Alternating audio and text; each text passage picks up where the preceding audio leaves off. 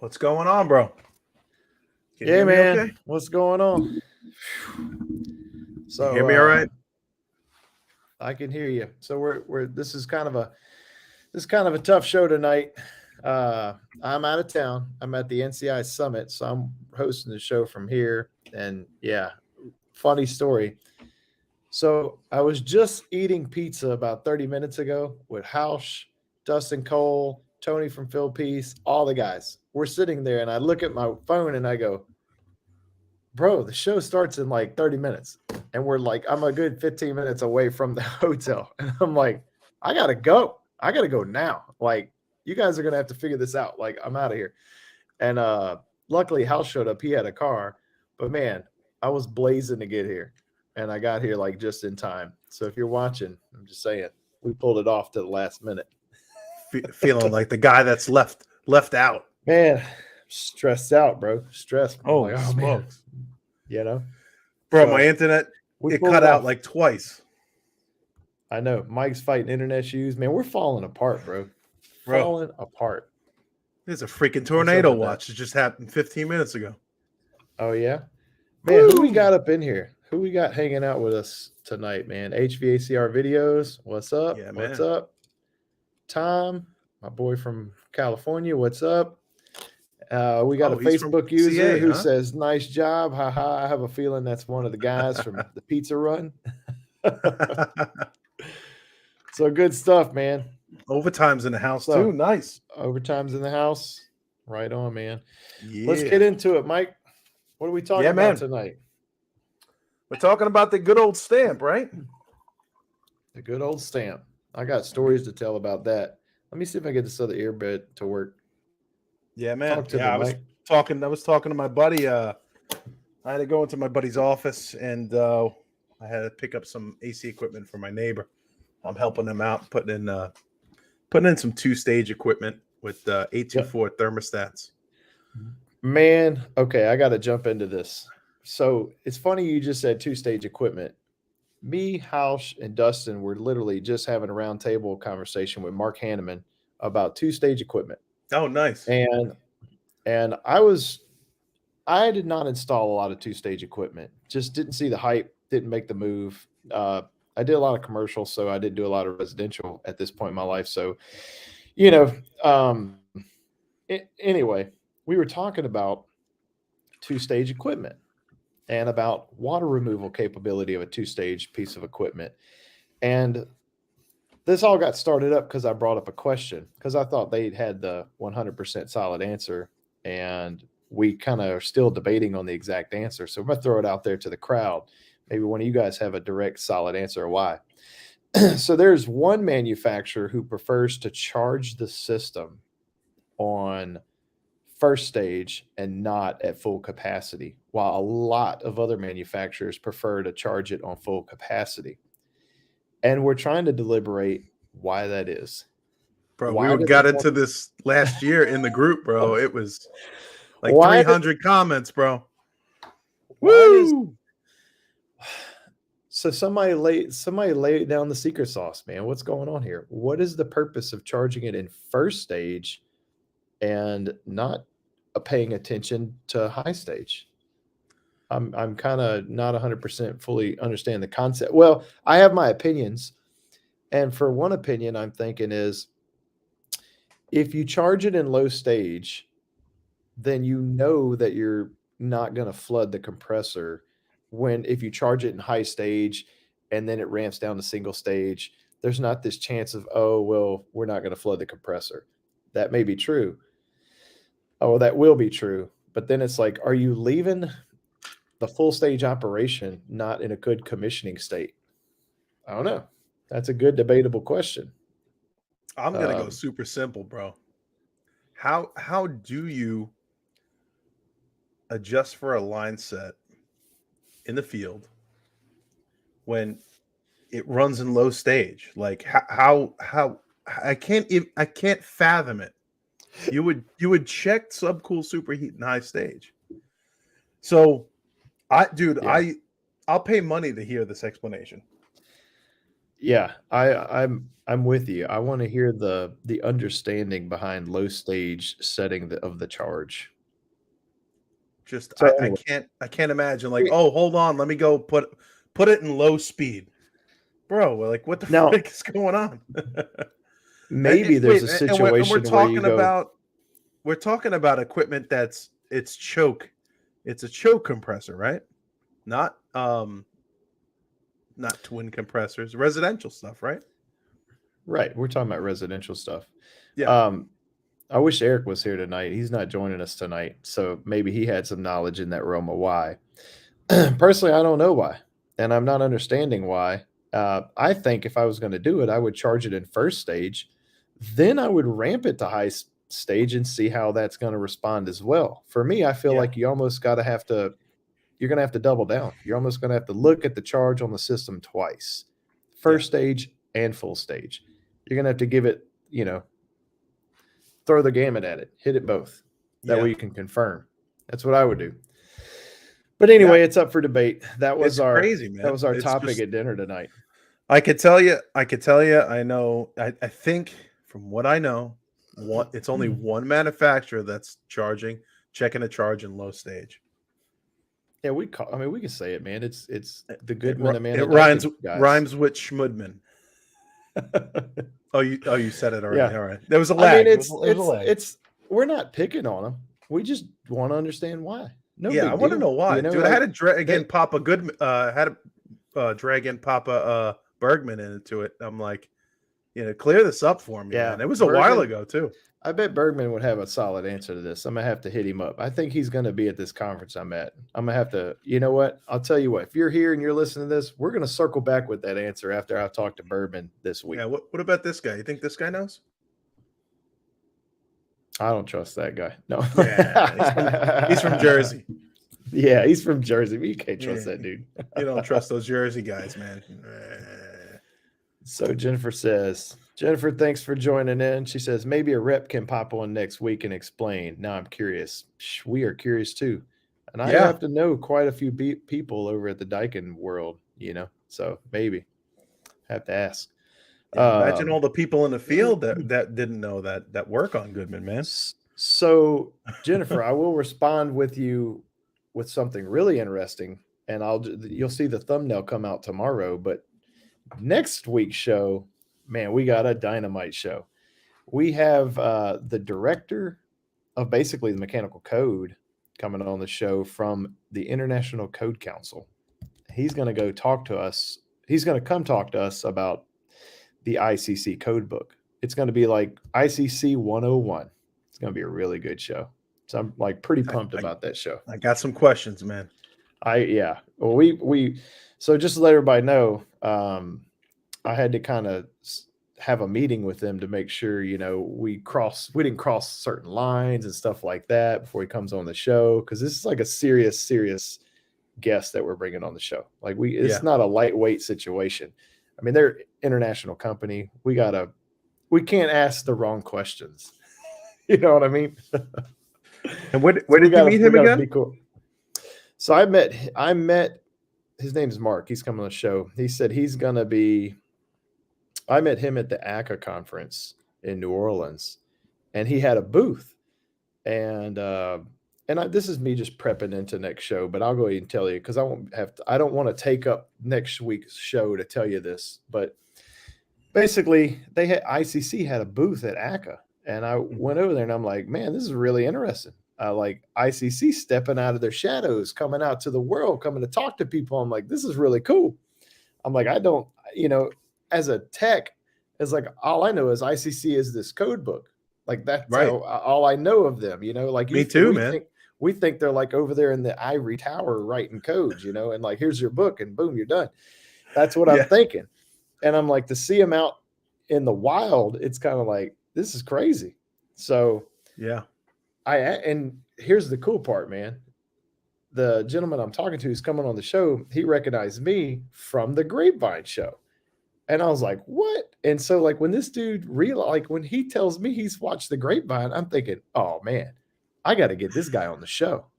You know what I He mean? recognized you from TEC, all the videos and everything. No, well, we went into the talk and he goes, man, I know you from somewhere. Where do I know you? I said, well, That's I funny, said, bro. I said, I do a lot of video content for TEC. Maybe that's where you've seen me. And he's like, nah, that's not it. He's like, he goes, I can't put my finger on it, but that, and I was like, I don't even know how to say this. I was kind of like, man, should I tell this guy about the Grapevine? I don't know. You know, I didn't want to sound like who the hell is this guy?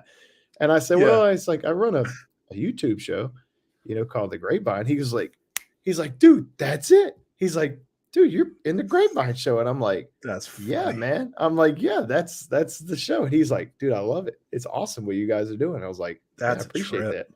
And so I spun that. I was like, dude, you should come on the show. And he was like, yeah, that'd be fun. So awesome show going down next week. So enough about that. That is wild, man. Let's get into today's topic, man. It's all about the stamp. So this topic came to me talking with Adam Muffich about if you haven't seen his post about this job he's working on where an engineer designed a building and the tonnage is extremely high. We're talking apartments that, if Adam, you're in here, correct me if I'm wrong, but these apartments are 800 square feet, and there's like 3 tons being installed in every suite. Now, mind you, Dude, that's like what I got going on, man, over here. Well, these suites are also they have neighboring suites. Like you got 3 interior walls or 4 interior walls, or Yeah, I call it the ice cream sandwich, baby. Right. Yeah. You know what I mean? That's pretty smart. But yeah, the ice Cooling cream up sandwich here, is happening. Cooling down here, cooling over here. Adam, I think, if I'm not mistaken, Adam goes and like writes or creates another load for the building and says, hey, this should not be nowhere near a 3 ton per suite. This is crazy. Like, this is going to be a huge problem. And then, there's some pushback by the architect, from what I understand. And the architect's like, hey, they actually consulted a second engineer. And the second engineer says, well, this guy's not right, and this guy's not right. It's probably somewhere in the middle. And he wants to settle. And the whole time, this guy's talking about square footage. He's like, well, it should be probably more around, 500 or 600 square foot per ton. And it's like, what? Like, come on, bro. Dude, this is engineers talking about this stuff. And it's like, no, man. Like, invite that boy to the Grapevine, man. I'm telling you. And so me and Adam were chatting, and he's like, he's super PO'd. He's like, I don't understand it. And I said, you know what, bro? And Jennifer's in there laughing, like, yep, totally agree. Yeah. And I'm laughing too. You should send him Michael House's number so he can call him a pussy. So for anybody who's been out there and dealt with this situation, I've dealt with this quite a lot. So I'm going to tell you how the game's played. Here it goes. The architect basically is like the godfather of the project, right? When there's a project that gets laid out, the architect designs it. Mechanical firms are either pulled in by the architect or they're sourced differently than brought to the architect. But the architect's like he's the end all be all. He says what goes and doesn't go, right? He holds the title of the project. Don Corleone, right? He's the Don Corleone. That's right. So an architect, you would think an architect is someone who would probably know load calculations very, very well. But the truth is, most architects do not know anything about heat loads. They understand the concept, but they do not understand how it's done very well at all. Most that I've met. All that's that just college? Not their college is focused. It's all focused on different things, right? They have to go through. Yep. Oh, my earbuds are dying. Uh-oh. He froze it up. Unbelievable. Well, I'll tell you what, man. I know you were talking about this subject a little bit earlier. Oh, there, I got you back, brother. I got you back. Yeah, I don't know what happened there. If we lose you guys, he's in the hotel room. I'm in a hotel. So the architect, right, godfather of the project, yada yada, he doesn't know heat loads. So he's looking for a way to pass blame on somebody in case something goes wrong. So if he brings an engineer to the table who has a stamp, that stamp holds a lot of weight for an engineer, right? When an engineer goes and gets his stamp, it gives him the, like, if you only knew how much comes with that stamp, so much responsibility. Like, to be honest, an engineer could go to jail if somebody were to die in a building Damn. where it was not mechanically designed right and it led to, death. Like that could be, I mean, I've never heard of it happening, but the laws get pretty interesting and thick. Well, the architect knows that law and knows that rule. So the architect knows when he gets a mechanical designer involved and that stamp gets applied to the blueprints, his liability risk on the mechanical side just went totally away.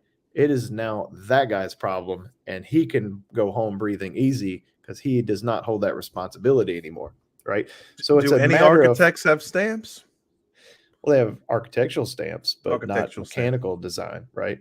Gotcha. But when he can pass that this is all about passing responsibility. He passes that responsibility to the engineer. The engineer gets paid to do the work, but also obtain that responsibility. Okay. And architects and engineers, they take this very, very, very seriously, or they should take it very A seriously. lot of And most do, liability, right? right? There's Yeah. tons of liability with this, and they don't want Yeah. to get sued. And they don't want to lose their stamp, because if they lose their stamp, they could, you're basically losing your practice at that point. You lose your job. Like malpractice Right. for a doctor. Okay. Right. This is interesting. This is interesting. So they don't Let me get another drink here. Hold on. Go ahead. All right. With that being said, All right, I'm back. So in Adam's situation, the architect does not want to depend on Adam, even though Adam is probably spot on. And deep down, the architect's probably thinking, this guy is spot on. Right. The problem is Adam didn't have the stamp. And so the architect can't push the responsibility over to Adam legally. And that's the reason why he doesn't want to take his design on board. But what probably should have happened, well, no, I think this did happen. The architect took the design and submitted it to the other engineer for review. Now, But hold on. Talk to me about this job that you were talking about earlier. It's existing, that's been done already. It's 10 years old, brand new. What are we looking at? I think it's a retrofit overhaul of a building with rehab in the building, from what I understand. So it's existing, but a lot of work's being done. I think that's kind of like what I got. I got a 15-year-old hotel, and I think it's a second AC system that's in there now, and we're at 420 square foot per ton. So Jennifer says, I charge for liability. Jennifer, that's a very interesting statement. Okay. Here's what I would comment to that. You are absolutely super smart to be doing that. Yeah. And I'll tell you a little secret. If you are doing any work for anybody and you are not valuing yourself from a point of view of liability, just like an engineer would, just like an architect would, then you are leaving money on the table. That is the truth. And protection. And here's what I would say. People who, let's say, go in and do like load calculations. This is a perfect example, right? Where we're talking about load calculations. If you're doing, I'm just going to say it.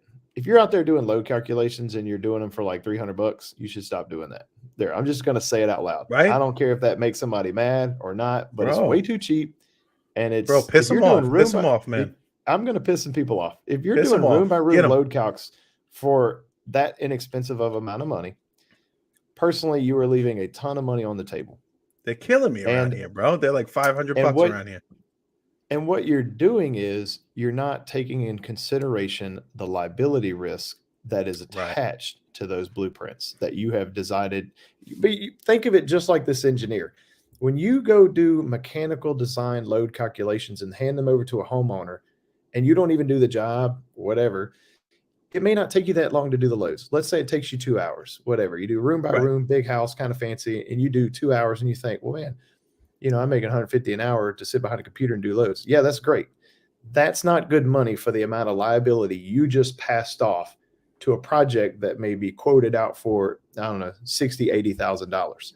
And if the Yeah. installation contractor doesn't do a good job, let me tell you what's going to happen.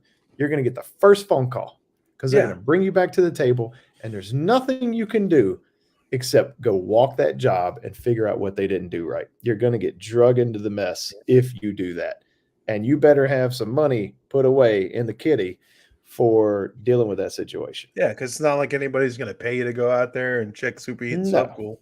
No, and you're not going to be able Throw to the say, true "Hey, flow not on my there. problem." You could try to put it, "Hey, if not installed, blah blah blah blah, not my problem." You could try that Yeah. all day long, but you'll get a super bad reputation if you don't go Right. walk that job. So you Yep. got to go walk the job, and you're not going to be able to collect any money to go walk the job at that point. So what do you do? It's just that's- easier to size everything for 400 square foot per ton, right? And just So let's go back to the engineer. So the second engineer that Adam deals with, he reviews both loads. This is mind-boggling that an engineer takes Adam's research and looks at engineer's number one research and then comes somewhere in the middle based on a square footage conversation. It's like, whoa, how the heck does that happen? How does an engineer not at that point, basically, there's a doesn't the conflict truth of always interest. it always lines somewhere in the middle, right?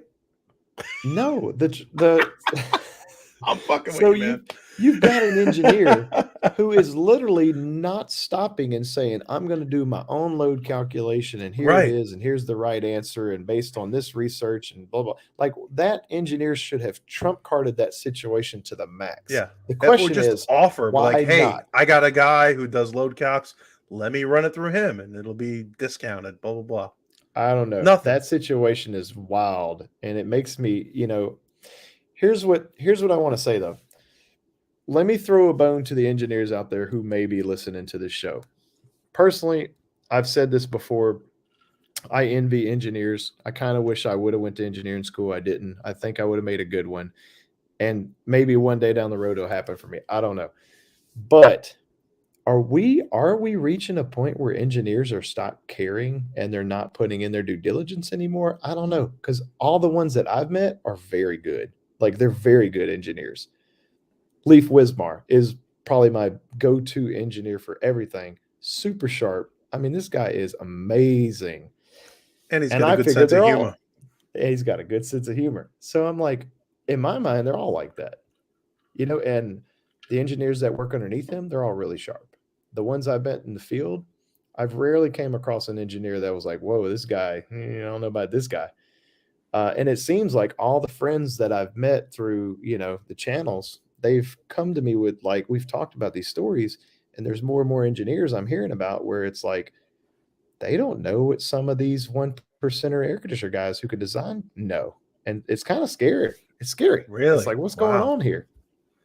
Dude, it's pretty wild, man. I mean, I figure you're the Yeah. engineer. You know everything from soup to nuts, Well, I think you do, but it's like, well, you learn the theory behind all of it going through engineering school. And I talk like I know, I don't really know, but I've talked to them. I've picked the brains of a few engineers about going to college to go run it out just to Yeah. get a feel for it. And I've talked about what classes they go through, why, blah, blah, blah, and yeah, they get high level of training in psychometrics and everything, So it's interesting. That's my story about the stamp. But I wanted to give everybody like the brunt of, it's all about liability, right? But let's take this in a different direction. When are we as a trade going to stop this liability situation? And now this is something I did deal with in my family's air conditioner business. And I will tell you, we didn't do it. We were like, typically, we'd be like, hey, train stops here. We'll deal with it, right? We'll deal with it. But I got the feeling there was a lot of stuff being pushed around, pushing of blame. And that's, I feel, becoming more common. That needs to stop in the Yeah. trade. That's what I was telling you when I went to go see my buddy. He owns an AC business, and he got some equipment for my neighbor. I was like, hey man, we're gonna have a podcast on, and we're gonna talk about, stamps, architects, engineers. I was like, throw it to me, man. I mean, what do you got going on? He's like, yeah, man. He's like, we're working on a project right now, and I sent my duck guy out there, and we got like 212s on like a 4-ton air handler. He's like, my guy catches it, and he's my head duck guy. He catches it, but it's like, how many times can you go back and forth and be the guy that goes, hey, we got a problem here, we got a problem there. It's almost like you have to have that relationship, and you got to know when not to step over that line. You don't get jobs anymore, Yeah. So, it's a dance, man. Yeah. So here's what I will say from experience. The engineers that I do know, and I was around the commercial scene a good bit, and I don't design commercially, so I'm not going to say it's easier, but what I know that can be kind of gotten away with more in commercial is the whole buffer, right? Okay. You can put a little bit of tonnage buffer on the job and be like, well, if this job comes in at 80 tons, I'm going to put a 5% buffer on this job, get it up to like, I don't know, 85 tons or something like that. Just in case they keep it like Disney and they leave the doors open all day in Orlando. Right. There is so many angles that can be played when you're getting into that level of tonnage, feeding a big old open area, stuff like that.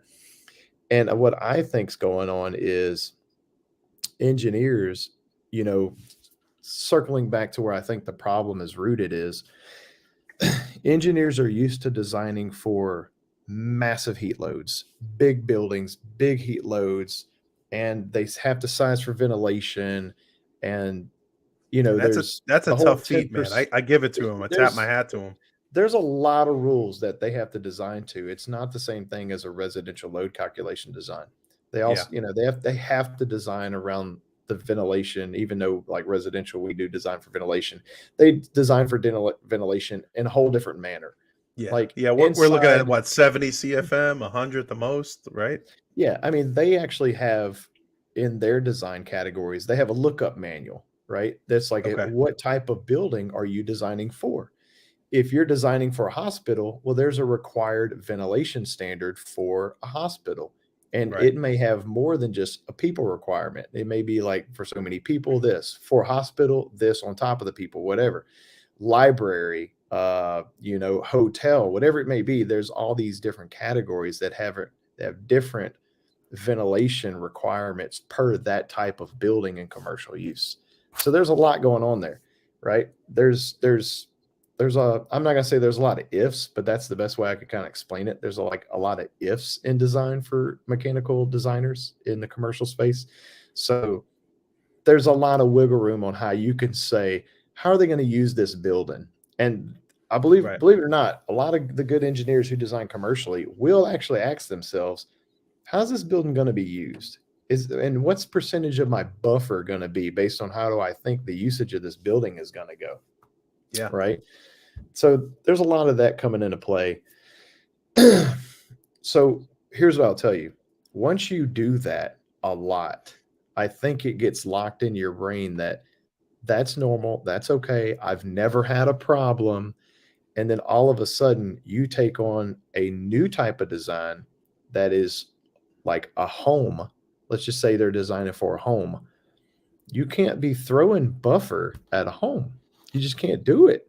There's not a lot of heat load, man. There's not a lot of heat load. You can't play that same game. You have to design things pretty tight. So I think their mentality is they take that commercial design mentality and all those ifs, and they go to residential and say, well, this is no different than what I've been doing. I'll design it, and their programs are different. So if you have a commercial engineer designer who's, let's just say, I'm not going to name a name brand, but let's say they're using the commercial version, right? Right. Well, I'm just saying that there's software packages for engineers who do this. Let's say if they're using a commercial software package for residential design load calculation, no. I would Right. say that's probably a bad move, right? You Yeah. need to grab a residential software program that allows you to do a residential load calculation because I believe it's different. And you can't run with these wiggle room ideas Yeah. and buffers and stuff like that. Like it's been proven out that if you do everything right in the load calculation, you're probably still somewhat just a little bit over already. You know what I mean? Yeah. Yeah. So From not what I in a heard, danger zone. there's a little bit of wiggle room in Manual J Right. too. Right. So Well, it comes down to where you get in the weeds on the math, and there's always going to be a little extra, but it's not like a dangerous extra. right. But that means Right. there's no need to add more to it. Exactly. Right. No You need to can't be add 4 people in the master bedroom right. There's unless nobody you're in into some residential freaky stuff, design. you know? No residential designer as a technician is going, oh, you know what? I'm gonna throw 5% more at it, just because. Yeah. I mean, nobody's doing that on purpose. Who knows what they're Because doing? because I live in Florida, I like to put about 47 plants in the living room to bring up the latent load a little bit. So Yeah. Yeah. So I've seen some comments. I want to try to address whoever's on somebody. Facebook had a good one. They just call up and just ask questions, and I like just play play dumb. Let's throw it I up like there. that. I like that. Call the engineer, come by, play ignorant card, and ask for education on why the design. Well, here's what I'll tell you to that. You don't want it to be a pissing match, So this is a true story, and this is would be some of my advice going forward. Yes, that is a good approach. And what I call that is don't be ignorant, be humble, right? Yeah. Call that engineer, be humble about it. Because there may be something that he's doing, you don't know why he's doing it, and he's doing it for a reason. I don't know. Right. So I was doing a job one time on like a 4-story glass building. We had added a VAV box off the main trunk to feed a new conference room build out. And we did all the work. We ran it into this conference room, and we had a couple ducts, and the ducts coming off were just short flex drops. I didn't like the way the flex was attached to the collars in this situation. It just was bugging me. So me and my guys, I said, hey, let's cut some 1-foot wrappers and let's double down right where the collars are so we can just build a nice, clean, insulation. Let's double down on the insulation right there. I was like, I just don't like the way it looks. So we wrap it and we tape it. But what I didn't do is I didn't tape the insulation of my wrap that's going around the collar. The flex is coming out of it. And you can Okay. see all of the insulation of the wrapper that I added. Well, it's like 3 or 4 o'clock on a Friday. And the engineer tells the superintendent of this project, he goes, hey, y'all have to tape that up. You have to seal that. And I was like, what? I was like, man, what are you talking about? And he's kind of, my guys are like, what do you like? We're going to be here forever. I said, why do we need to do that? I said, that is just an added layer of protection. I said, we already have the flex duct connected. I was like, I could have just left it like that and nobody would have been none the wiser. I'm over here. Oh, you going put the it on extra top mile. of the flex duct. Okay, Yeah, I got it's you. like I put another layer on top of the flex duct because I just wanted it to be more insulated. And Yeah, I because wasn't sometimes the super- zip tie kind of like Yeah. does the zip tie kind of like it just wasn't. I don't know. In this situation, the ceiling was hard to work in. It just wasn't pretty. And so Yeah. we added some wrappers. And so I called the engineer and I'm like, dude, what's the deal? Like, why? I was like, I just want to make sure you understand what you've seen. I was like, that's an added wrapper on top of the flex. I was like, we're doubling down for this. Why do I need to tape that? And he lost it. He goes, he literally told me, he flipped out. He goes, how did he say it? He goes, did you not understand what I said? I want you to tape it. And I was like, whoa. I was like, okay. I'm like, that's how we're going to go. So he played the boss role on you. He played the boss role on me like a beast. And yeah, I was pretty PO'd. And I just humbly got up there. We taped it up, and it looked like crap. Right? Like, When you're trying to silver you're tape, better than me, man. I would have took all that insulation off, thrown it right in the garbage. well, I understand. No, I should. I mean, that could have went in a bunch of different ways, but like, so I stayed. Me and one other guy stayed, and we taped all this up, and it looked like holy trash. You know, it was like this is a mess. And I'm just sitting there thinking to myself, why? What is the like? Why didn't the dude just listen to me? Why did this have to go down this road? You know. And now I'm older, I'm wiser, and I'm thinking about that job. And there's two things I could think of. One, either got he one was myself. smart enough to know that it's not doing any good because there's no air barrier, right? Air's just seeping in through the insulation. So what does it matter? Either he knew that and was just like didn't want to explain it to me because he was like, my time's not worth it for you, or he was just an a-hole. and it could have been both. You know, Well, what about he was what came definitely in number my two. what came in my head was he probably knows the inspector, and the inspector would have saw it and just failed it. You know, no Oh. explanation. Yeah, that's possible, but Or he's an a-hole. yeah, Jennifer says it's because he didn't know there was flex under there. You're probably right. You know, and I don't think he walked the project. Yeah. I think the superintendent took pictures and sent him pictures of the job. So he probably wasn't there on site to see it. He just was looking at photos. Bro. And he used to be a nice guy because I've worked other projects with him before. And I know he doesn't watch this, so I can freely talk because nobody here knows who he is. But not that I'm a fan of him. But anyway, That's funny. Dude, we got an later on- engineer flying right now, bro. yeah, it's just like We're in the as Mile he High got Club. older. As he got older, he just got more and more like, I'm mad at you, and I don't like, you know. Hey, getting on Oh, with who you. Is is- that what they call them in the South? Who is That's that? that's We've got.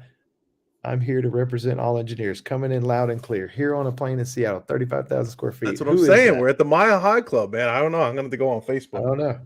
How is I gotta- somebody watching this show from an airplane? Elon Musk, baby. Come on. Skynet.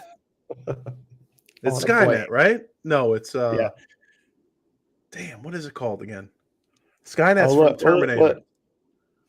Bill Spone, man. Oh No way. No way. Only that man would catch us Bill, from what's going from a on, plane. Bill? Dude, that means, let me tell you what. Kudos to Bill, because I mean that means if he's watching this show on a plane, he had to buy the Wi-Fi for like $5. So Bro. I'm gonna look at that as like a diversion contribution to the Grapevine Show. Thank you, Bill. You know what I'm saying? That's Like, awesome. like that That's guy awesome. just spent $5, dude, on an airplane to watch this show. I'm just saying, Yeah. like we think we got bad Wi-Fi, dude. How's could- he watching this show from airplane Wi-Fi? I know, right? That's impressive. Dude, Bill Oh, Spone's look. watching the show. I could $8. $8. $8. All right. Look, Know your if worth, Bill Chris. Spone's- Know your worth, Chris. That's right. If Bill Spone's going to spend $8 to watch this show, everybody, all 12 of you ought to be subscribed to this channel. That's all I'm saying. Thumbs up, subscribes. This show needs some attention. Get it out there, right? What do all the people say? Like and subscribe. Like and subscribe. I don't know what they say. I'm not very good at that. You know, Yeah, me neither, man. I don't like doing that part of the hustle. It's The kind of little annoying. hustle, the hustle fakeness. If you heard So- it, you heard it on the grapevine. My kids watch what is it with kids watching other kids, and not even kids, like young adults, watching them play video games? Dude, For the life of me, I don't understand this, dude. bro. My kids will, if I don't pull them away from a TV, they will spend hours watching people play a video game on YouTube. Why Don't do you get want me to watch started. somebody else have fun and not go have your own fun? What's the deal with that? And getting back to the point of what drives me nuts, every freaking one of these videos, they're like and subscribe, blah, blah, blah. And it's all over the place. This video up here, that video up there. Yeah, Yeah, dude, it's it's- all look, clickbait See, crap. look, Dude, if you wanna watch somebody play videos, come. I was like, dude, I'll throw freaking Zelda on right now. You will watch me play. You know. Oh, don't get me started, bro. Oh, he froze up again. That's it. It's just me and Bill Spone right now. Come on, Chris. Come on, buddy. Come on through. But yeah, man. Somebody just said, spent 8 hours on the phone with Dyke and tech support. Let me throw it up on a screen here. Three different tech support people told me my customer ran the wrong line set when I got on the phone with them. One of them cursed me out. Wow. Hung up on me. Holy smokes, dude. You gotta be kidding me. That's crazy, dude. Comment in the section there. I mean, what did you put in the condenser had 7/8? Did you put in 7/8? Because that's wild, bro. I think Daikin needs to put out a little bit more of a friendlier tech support over there, dude. Goodness gracious.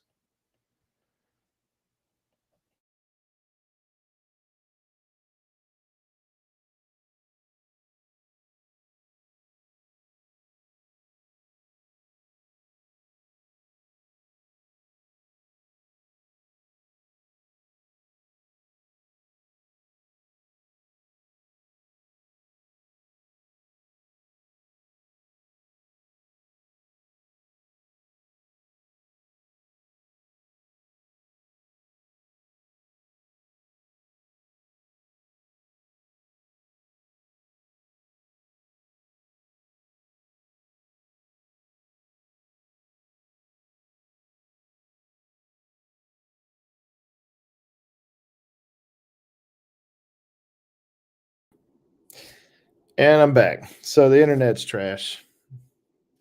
So, and Michael's not here. So we got the boot. So